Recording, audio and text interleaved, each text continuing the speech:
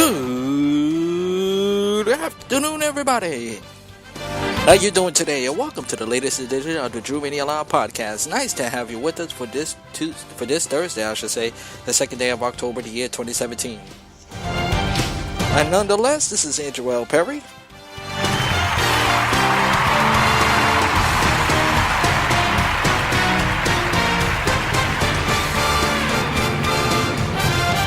Thank you very much. I like that report. So once again, this is Andrew L. Perry.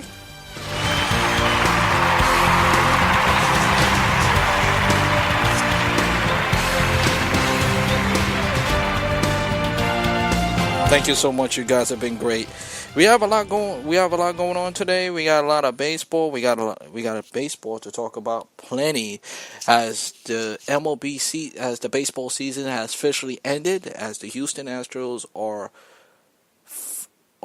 World Series champions. World Series champions for the first time in franchise history. It took them 2 years to move from the American League to finally get their first taste of being a World Series champion, and they're world deserving World Series champions. There was a 100-win team. They were the best team in the American League, and they put out superb numbers, and in the results, they walk away with the hard way. And from the first inning, let's jump in right ahead to the first inning. We'll get to the Dodgers later, a little bit in the podcast. At Houston Astros, after losing Game 6 last night, they jumped right at the gate and did not waste any time. And you got to give them credit for that. They hit Hugh Darvish and they hit him hard. But that's not what. But the era in the first inning, from the second baseman to Hugh Darvish, was the momentum shifter, in my estimation. How the night would turn for the Dodgers, because after that the place went quiet. And even though they're trying to get back into the game in the sixth inning and later in the inning, but from that moment on, the Dodger Stadium was quiet and nervous, as the Astros just took over the game as I mentioned, from the get-go. And George Springer hit the nail on the coffin. Now, staying with that first inning, now let me jump on the Dodgers. Yes, y'all blew this opportunity. Y'all blew this opportunity big time. Because, in my opinion, if you could blame Hugh Darvish, you could blame the hitting, you could blame Yasiel Puig, you could blame everybody all you want that it's been impatient, but Clayton Kershaw is not the one that deserves the blame. I think the person who deserves the blame more than anyone his name is Dave Roberts, because Dave Roberts had a chance to limit the damage. When it became 1-0, okay, you could live with 1-0. But once it turns out to be 3-0, you cannot let this game get out of hand. And once it did, the Dodgers never recovered from that game. And even though and add this too, they had golden opportunities one after another. They left a lot of guys on base. If I'm not mistaken, they left at least 18 men on base. 18 men on base. That tells a story in this game. And from that point on, the Astros not only got them, have the Dodgers where they want them, and they didn't need Verlander or Dallas Keuchel to do it. It was basically three pitchers. Lance McCullum, Peacock. I'm sorry. 4. Peacock. Um. Da Vinci. Da Vinci Game. Da Vinci Game. I forgot how you. I know Da Vinci Game. Something like that. Something like that. It was another pitcher, and finally, Greg Norton shut the door, and the Dodgers. Let's just say the Dodgers just look pitiful. Now listen. I listened to First Take, and everything that Stephen A. Smith said was 100% correct, and he's right. This is no way. There's no way around it. This season is a failure. If you're the Dodgers, this season is a failure. You spend a lot of money on the bullpen. You have the best starting pitcher. You have a deep lineup. You have one of the best bullpens in the National League. And you have the best home field advantage in baseball. You did something that no other Dodgers team in history, LA or Brooklyn, to host a game 7 in Los Angeles, and you came short. That 100-win season means absolutely nothing because you guys didn't get the job done. It is simple as that. Not to take anything away from the Houston Astros. They're a well-deserved team. They played better yesterday. As a matter of fact, they could have gave up in Game 6, but they did not give up, and they capitalized on Hugh Darvish and capitalized on the era.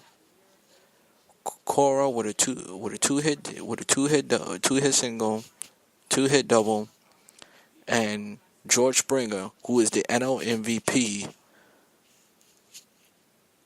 set the tone and shut the door down on the Dodgers and basically take the heart out of Dodger Stadium. Because like I said, the Dodgers energy was flat after that. And by the 6th inning, they gave up. They wasn't going to win this game.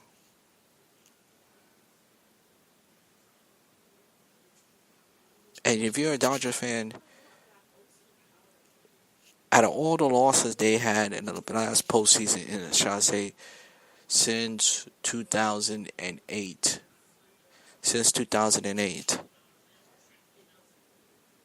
this hurts the most because you guys were the closest. Well, 2008, yeah, you were the best.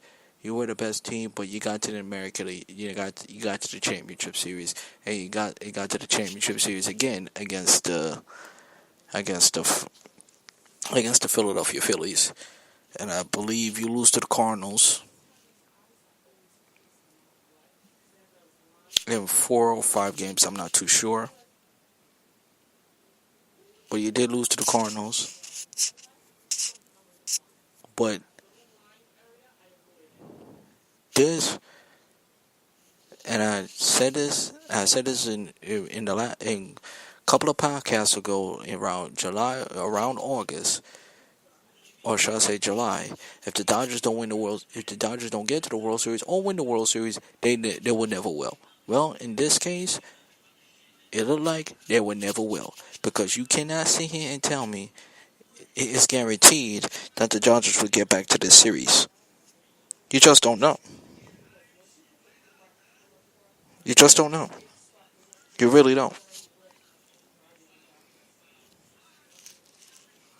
And honestly, I was disappointed in this World Series.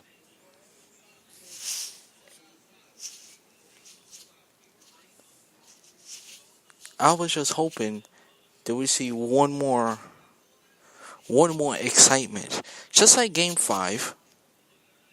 One more excitement. before the season is over, because this World Series will go down as one of the most exciting and the most thrilling World Series that we have ever had. Twists and turns, ups and downs, pitching duels, offensive juggernauts, slugfest, you name it. And to have the Game 7 ended like that, I gotta tell you, in my opinion, that was disappointing. It was really disappointing. I would love to see one more action. I would love to see one more excitement, one more fun before we think about March and April, which is my birthday month. Now, now back to the Dodgers. Now you have a long spring training, and now you got some work to do and get back to the series.